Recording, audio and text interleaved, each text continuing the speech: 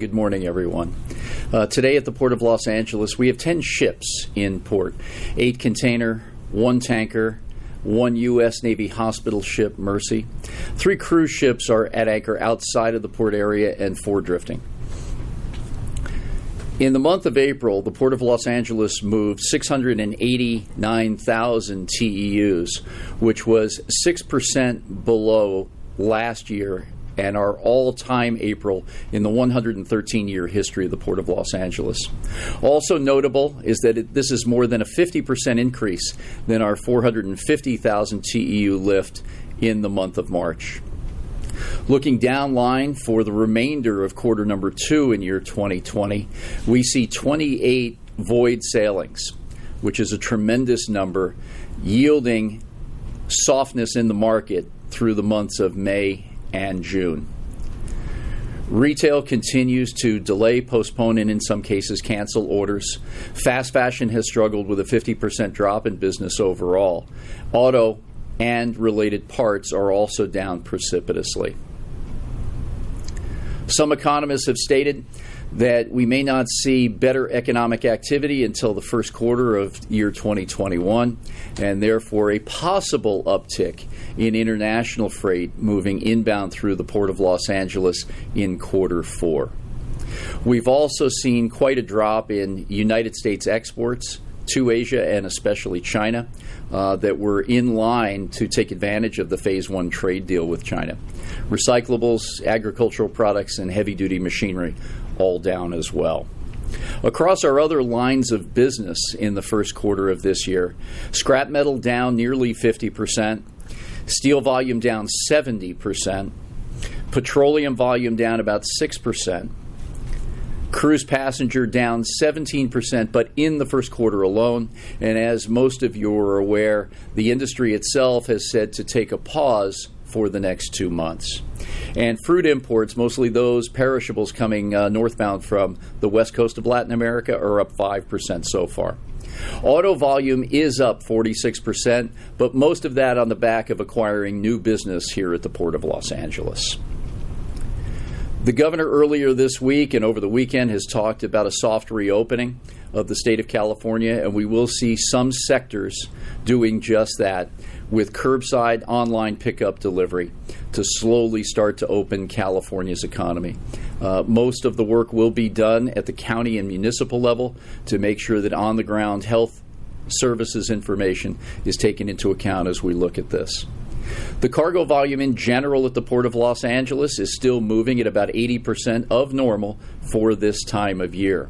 Unfortunately, with that, less cargo means fewer jobs.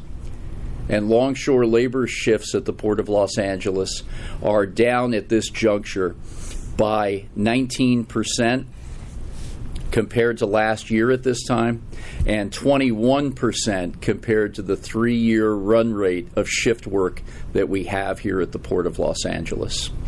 Truck pulls are also down, but most KPIs across the port on the work that we do with our vessels, rail, truck, and ongoing movement is going very smoothly.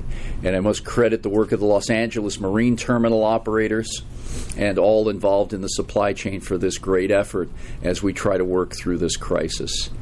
Once a week, we put a drone up in the air for public safety purposes to make sure our large 7,500 acres and 43 miles of waterway is being operated in the fashion that the Port of Los Angeles sets out to do, as well as the United States Coast Guard and so many of our allied agencies.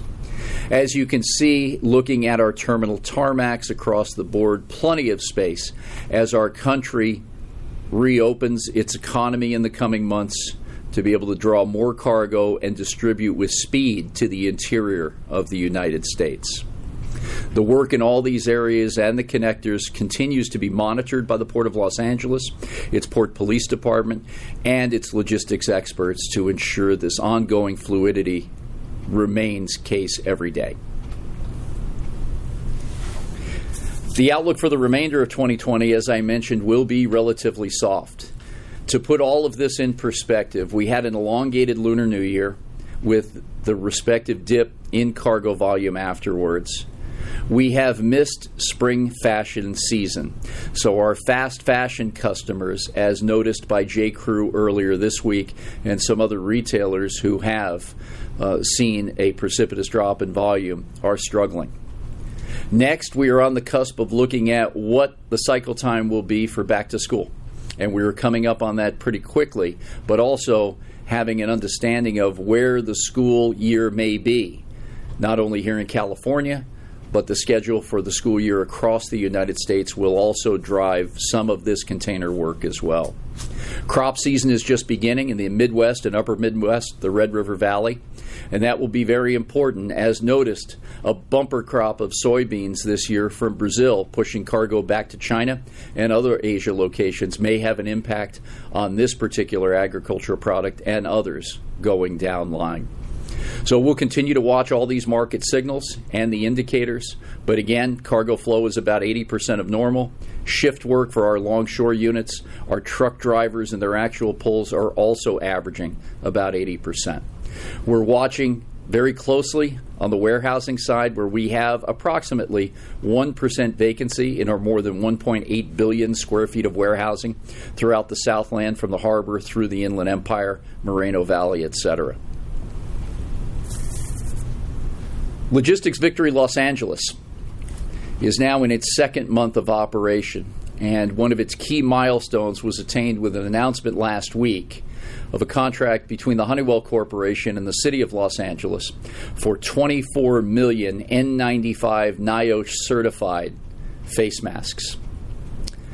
They will be produced in Phoenix, Arizona, and distributed over a 24-month period through the Victory Los Angeles program. The first 100,000 masks are expected to be delivered to Los Angeles no later than May 31st. This is important on three levels. Number one, proximity. While others clamor to international markets and to middle people, we have gone directly to manufacture with a facility that is right down the 10 freeway, 6 hours from our Los Angeles hospital market. Second is certainty. And as I mentioned, with the production schedule that we have worked on with the Honeywell Corporation, we have specific numbers of units that will be delivered to Los Angeles each month for the next 24 months. And by November, we will wrap up to a steady state production and delivery of 1.2 million masks per month. And third is affordability. As much has been made in the media about the cost of these masks and other personal protective equipment supplies, we have been fortunate enough to reach agreement with the Honeywell Corporation for 79 cents a unit plus applicable sales tax.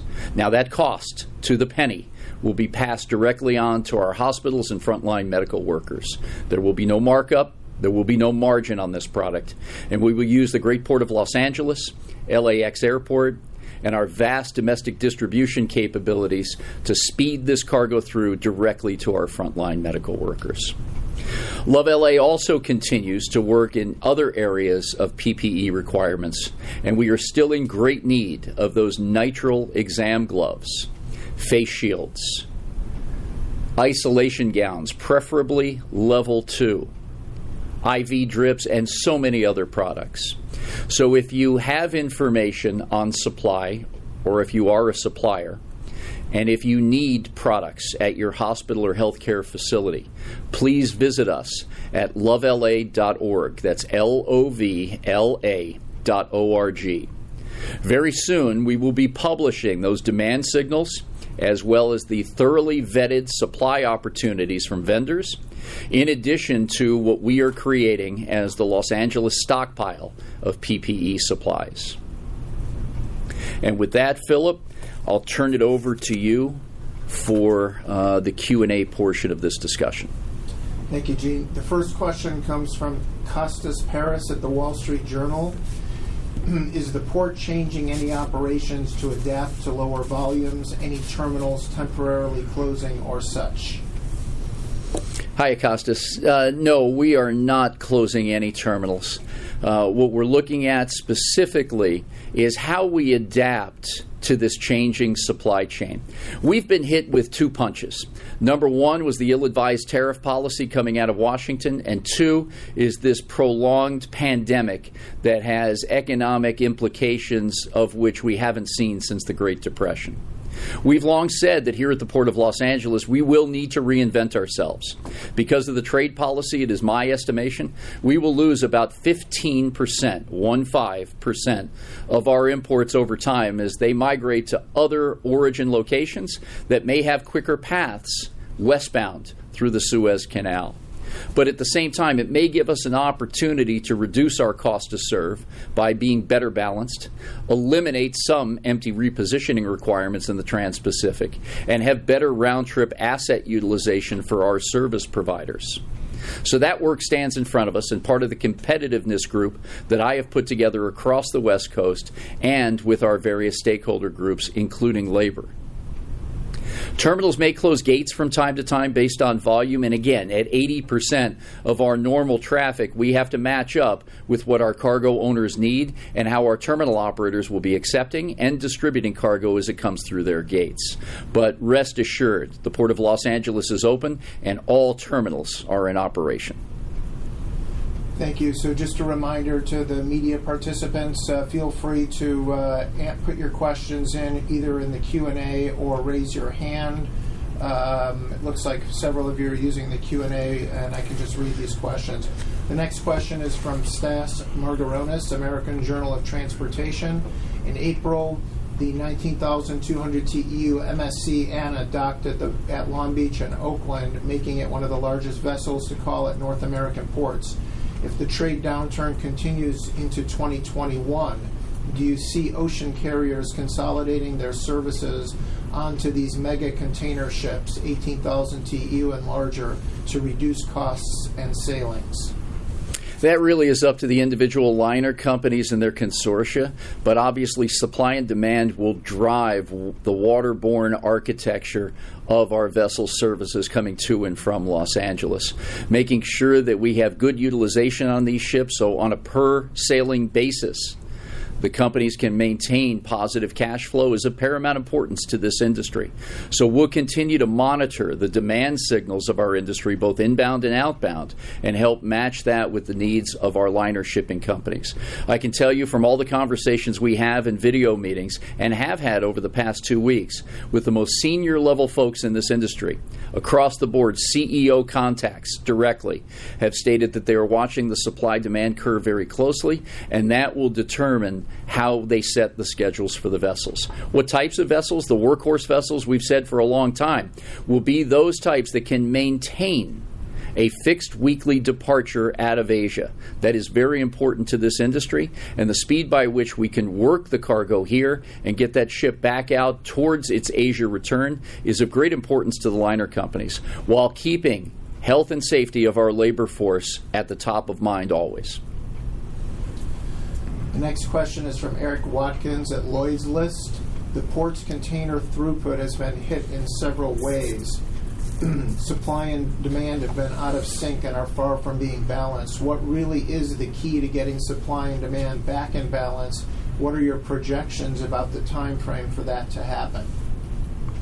Difficult question. Again, it really depends on consumer demand right here in the United States and the ability for us to start fulfilling the requirements along with China on the Phase 1 trade deal. We need some certainty on our exports, whether they be agricultural, machinery-based, or other strong export opportunities that exist here today. And on our side, 2/3 of our economy is based on you and me going out to the store and buying products. While internet sales are up across the board with many who provide that level of omni-channel distribution, we're still lacking the full force of the U.S. consumer to go out to the store, dine at our restaurants, and purchase our goods and services. How long will that take? As I said at the opening, I don't see at this point in time any real noticeable uptick in traffic until the fourth quarter of this year. And that is only predicated on designs to reopen America's economy, county by county, state by state. Remember, even as we open up various sectors of our economy, 25% at a time, as some have said, that doesn't mean that the owner of that business brings along 25% of their costs. They still have to pay rent, utilities, insurance, and a litany of other requirements that are also employee-based so folks can go back to work.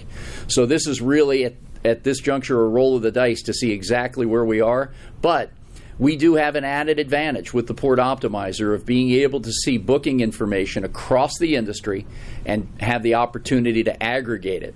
So looking at the order cycle process from our retailers, which on occasion is between 90 and 20 days, and our view of the booking system across the Trans-Pacific industry, we'll have an early start as to when that demand starts to grow.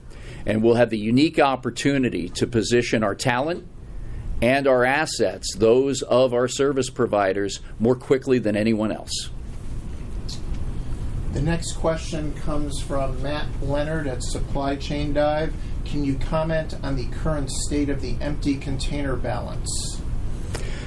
Yeah, Matt, thanks for the question. We saw earlier from the flyover that we do on a weekly basis that the terminal tarmacs look very good.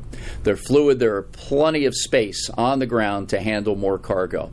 We've had a little bit of a surge in empty returns earlier this year. That's all been cleaned out. But again, I credit the Los Angeles Marine Terminal operators for making sure we have a beat on this situation. And some companies such as MSC has really answered the bell in making sure that when we do need to, we can evacuate empties and pull them back to pre-position those containers for the next uptick in manufacturing in China based on the demand side here for the U.S. consumer. I feel today that we're in very good order.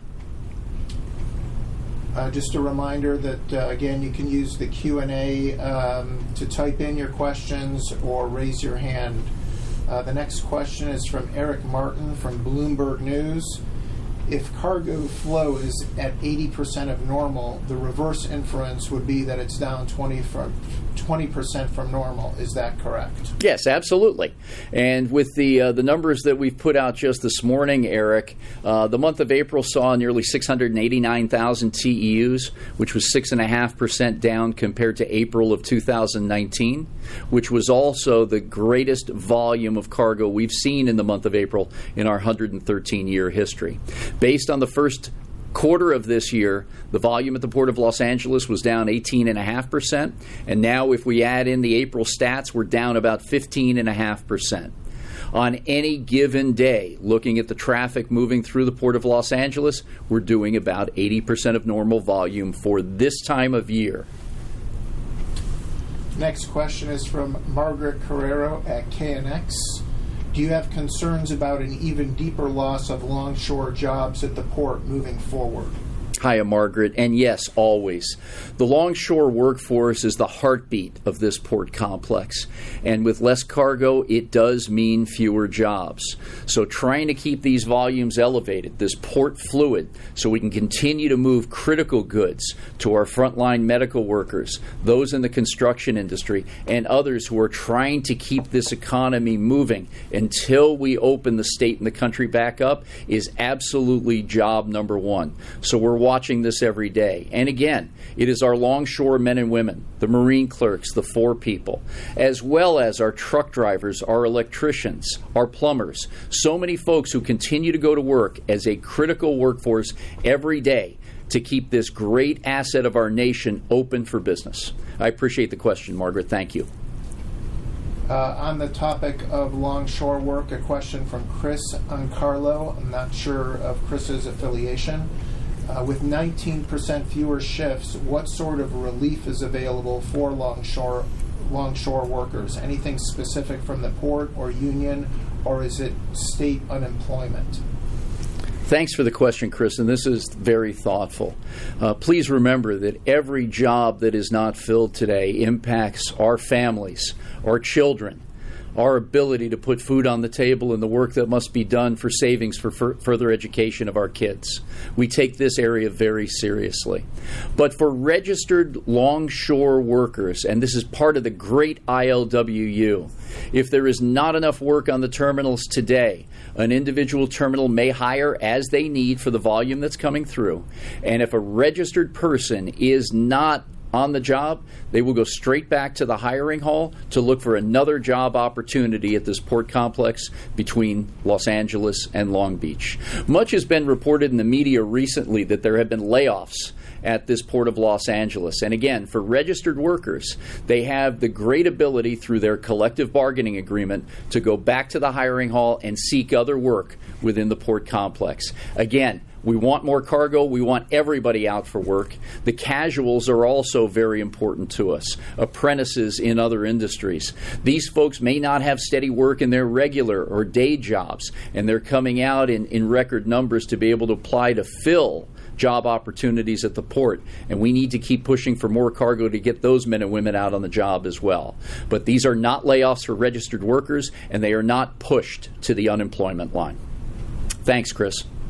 Okay, we have one hand up. It's from Eric at Bloomberg. We're going to unmute you, and Eric, you're welcome to unmute yourself. I'm not sure if we answered your question, but if you're still there on the line, feel free to go ahead and ask your question. And if there are any other questions at this point, please submit either by Q&A or raising your hands. We've just got one or two questions left here. So Eric, you are available. Yes, thank you. I think that you addressed the question in large part, but specifically the 80%, versus normal comparison for the month of April, or what point of comparison is that based upon? Thank you. I'll carry you through the numbers, Eric, in some detail, maybe getting into the weeds, but I think this is important to you. In the first quarter of this year, 2020, the cargo we moved was 18.5% lower than the cargo for the first quarter of the year 2019. In the month of April, as I've just announced, the 689,000 TEUs that move through our Los Angeles marine terminals represents a 6.5% reduction from April of just last year. And please know that April in 2019 was the highest volume April in our 113-year history.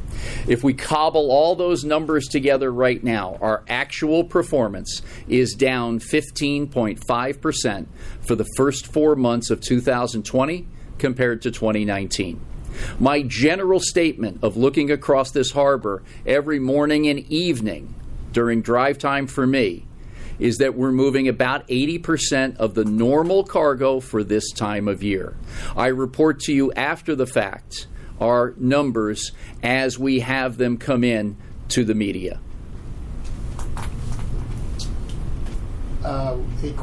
One other question from Eric Watkins at Lloyd's List.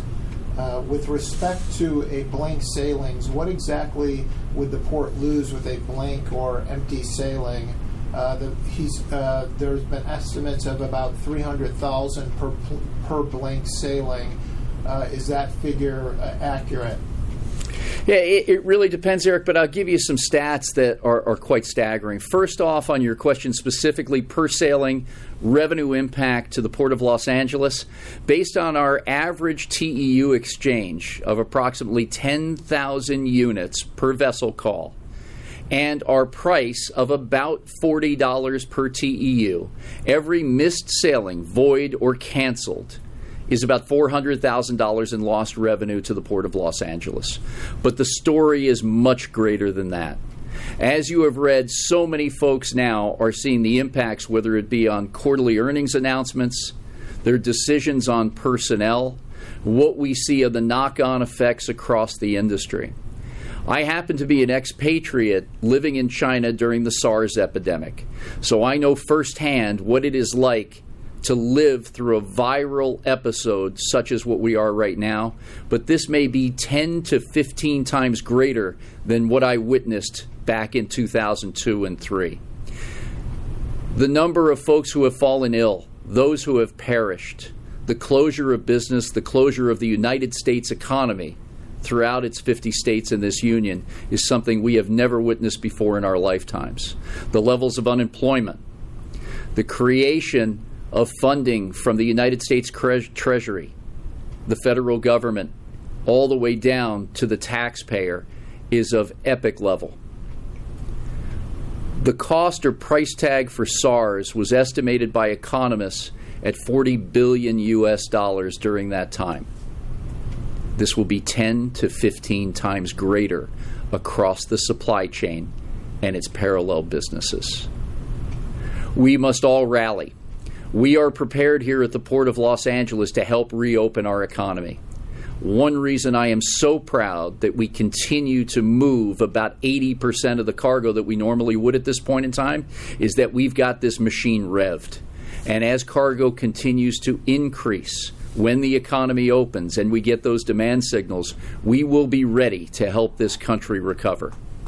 The work that we are doing right now on the technology side will enable us like no other port in the nation to be able to drive that business just that way, to bring more people onto the job.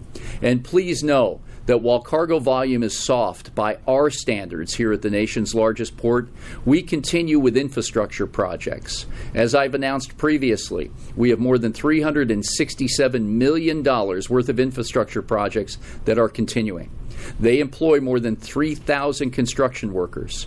They're also keeping design folks, engineers, and so many others on the job to make sure that we meet the requirements of our customers even through economic cycle. Now, it doesn't come without pain. Los Angeles Mayor Eric Garcetti has said that employees who are eligible in the city of Los Angeles will be furloughed. And I have said I want to be on the top of that list, to take 10% of my pay right off the top if it can help the city move back and help our recovery as a nation.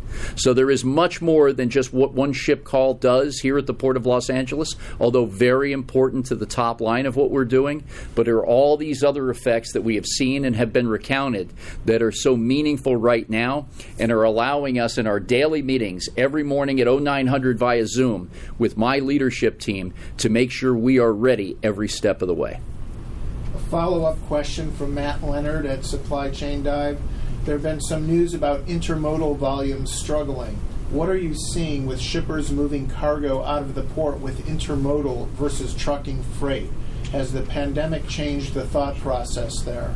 Yeah, interesting and good question. We just went through some stats on our dashboard yesterday with our finance team via Teams video meeting. And what we're seeing is that overall intermodal volume percentage of the cargo that's moving through the Port of Los Angeles looks very normal. Some terminals have a higher level of intermodal proportion than others and are driving cargo to the interior of the country, which is very important to us right now because there is a paucity of ocean containers in the Midwest. And our farmers need those containers to start loading up with perishable commodities to get them out to their customers in Asia and find new markets. And this is part of the recovery that will be very important as we help those companies and those farm community members reconnect with their customers overseas. So the ability to drive cargo to the interior with speed is very important now, as it will be with the recovery. But I don't see any real change in percentage splits between the cargo that's moving here directly to Southern California and that with which has on carriage directly in ocean containers to the Midwest, or the transload percentages happening in the Inland Empire today. Great question. We appreciate it. That is the end of the questions. So, Gene, if you wanted to just close here, and then we'll thank the media for participating.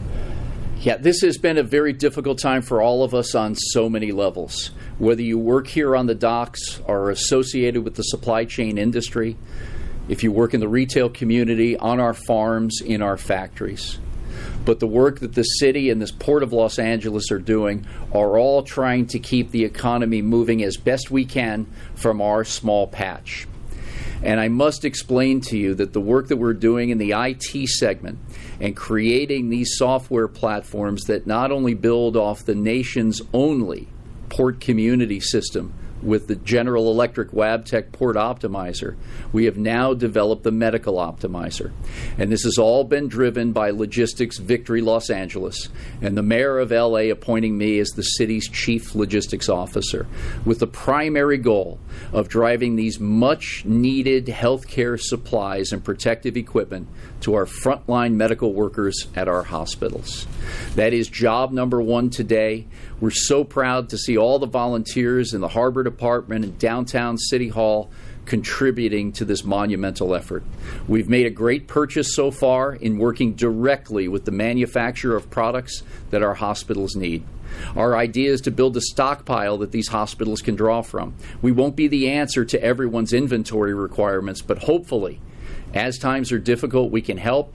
Going forward, we can assist with replenishment and fixing a medical supply chain that is broken today. By bringing technology, a savvy look at procurement, and the ability to create a level of certainty in the supply chain, we see that right in front of us. And out of this crisis, I see this as one opportunity to help develop that supply chain within Southern California and hopefully points beyond. Again, if you have interest in helping us, please visit our website at LoVLA.org. That's LoVLA.org. If you have supplies, there's an intake form, the ability to upload your pricing sheets and your spec documents for your products. If you're in need of these supplies, please give us the types of products you need and the volume you need. We're working around the clock with people like Aveen Sharma, David Libatique, Erica Calhoun, and so many others who have contributed their time and efforts, starting early in the mornings, all the way through late evenings, chasing down leads, trying to find better ways to do business for our hospitals. This is such important work. We're attempting to save lives. So if you can help us, please join. Again, that's LoVLA.org, LoVLA.org. And we thank you for your interest in our Port of Los Angeles and Logistics Victory Los Angeles. Please stay safe and stay healthy. Until next time, thank you.